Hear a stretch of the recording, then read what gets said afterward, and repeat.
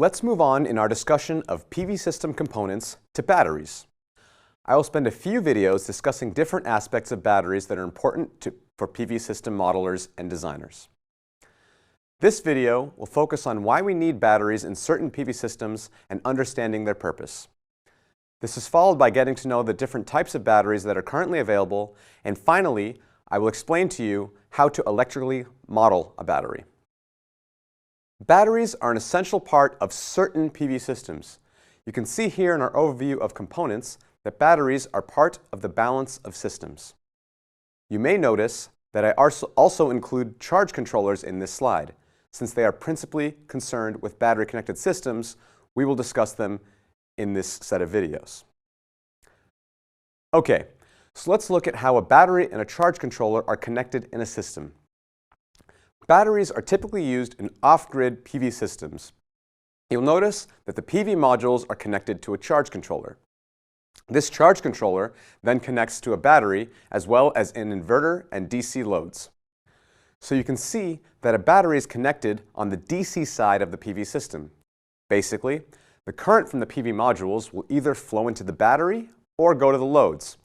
If the load demands more current than the PV modules can produce, current will flow from the battery to the loads.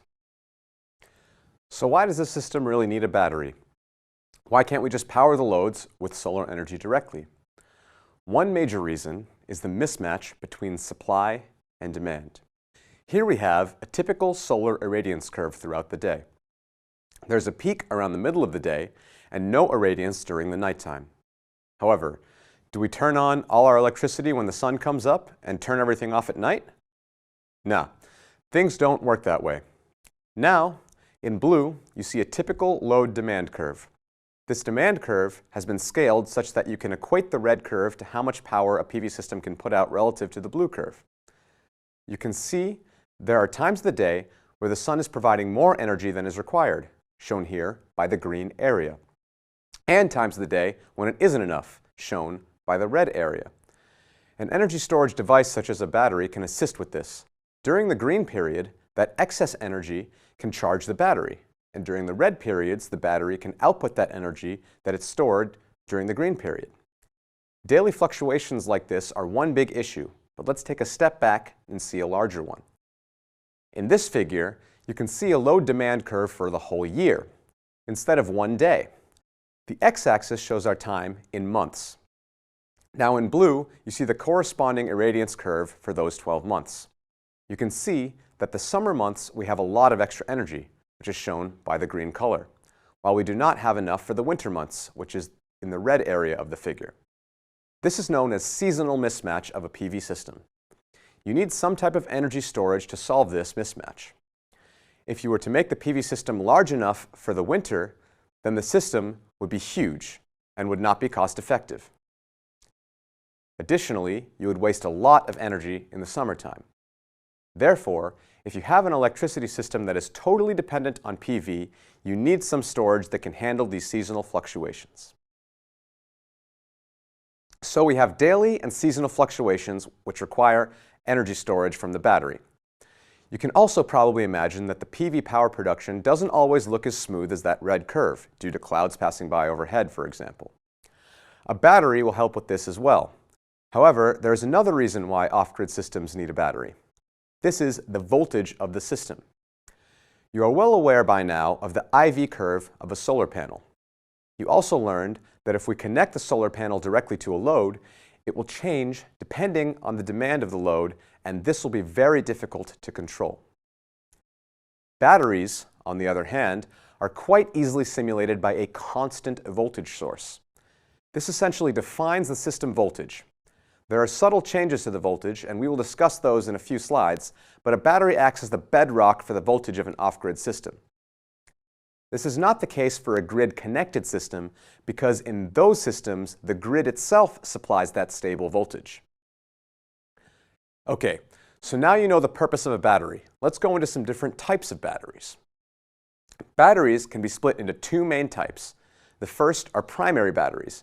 These are batteries such as zinc carbon or alkaline batteries such as the ones you buy in shops to power some household items. These batteries can be built in a way that they hold some charge through chemical processes and they can release that charge when connected in an electrical circuit. However, primary batteries can only do that. Once the charge is depleted, the battery runs out and you have to go get another one. Secondary batteries, on the other hand, take energy in as well. They are also called rechargeable batteries. These are only batteries of interest for PV systems. You are probably aware of a few secondary batteries such as lead-acid and lithium-ion batteries. Lead-acid batteries are commonly used in gasoline-powered cars, and lithium-ion batteries are used in cell phones and other consumer electronics.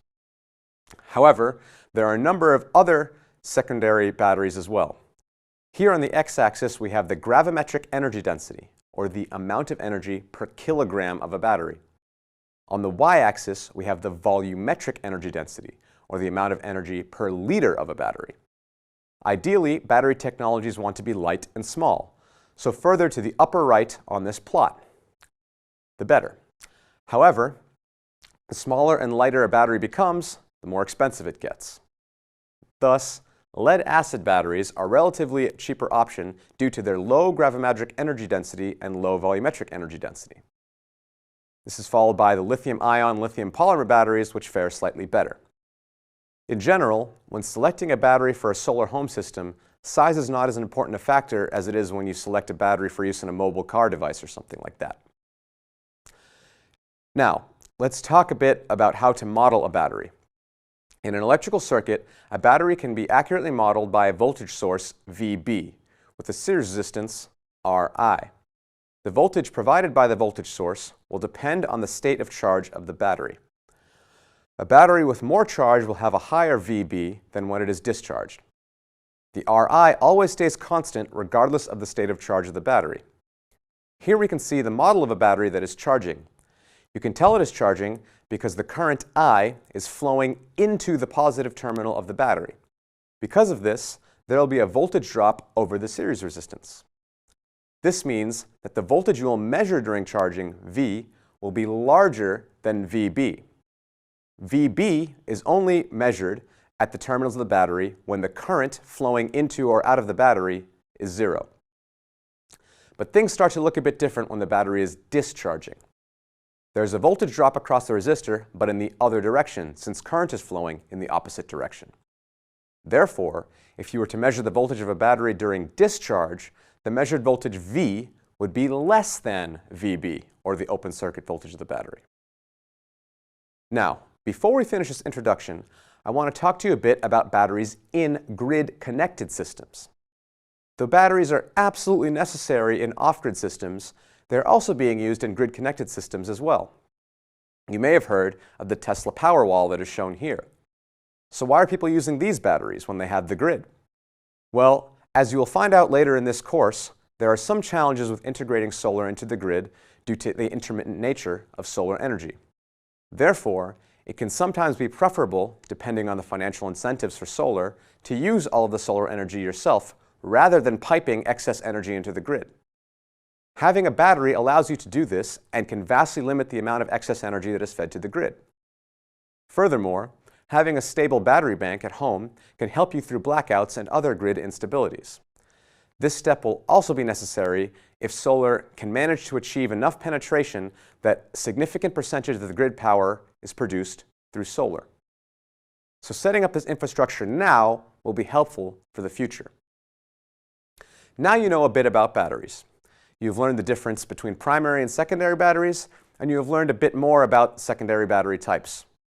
Furthermore, you have learned how to electrically model a battery and how batteries are even being used in grid-connected PV systems. We will spend another few videos diving deeper into batteries.